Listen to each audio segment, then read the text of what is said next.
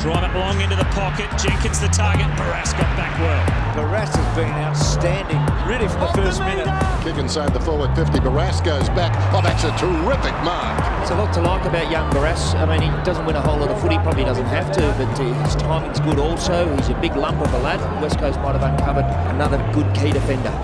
Yeah, I suppose last year was a little bit surprising, but at the same time, I felt that I really got on top of my preparation last year, and I felt that even through the waffle, I was playing good footy. And so when I got into the side and I was able to start stringing some games together, it was a little bit surprising, but at the same time, it's just a game of football and at a higher level. And so if I managed to keep my preparation the same, mentally and physically, I was just happy to be out there, and I was confident that I'd be able to continue my form. It'll be interesting with the key defenders, because we've got 4 of us with Mackenzie, Schofield, McGovern and myself, and this pre-season coming up is really important to sort of all develop together and individually, compete for the right reasons and making sure that we're putting our best foot forward and still teaching each other and learning off each other for the benefit of the team. I think my bond with the sort of, the more senior players and the more cemented players in the side has definitely gotten better through travel, through playing together and through sort of post-game having a laugh about some of the sprays we give each other.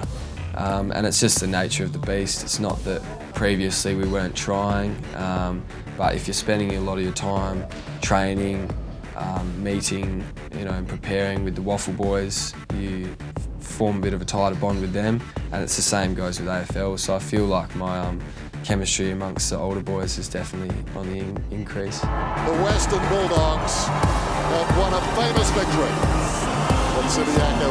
The elimination final was really, really disappointing for the boys, and there's going to be fire in the belly no matter how we finished the season, whether we'd won the grand final or went out the way we did.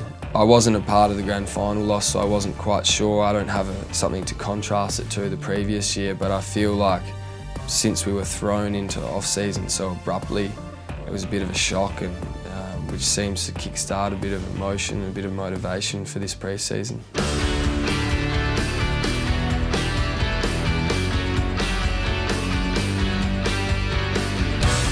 Yeah, training's been really good. We've started off the year well, and the young boys have come back a little bit earlier than the older boys, and we sort of warm a little bit into it, so our bodies get a bit of a run-up, as you call it, and not overload us.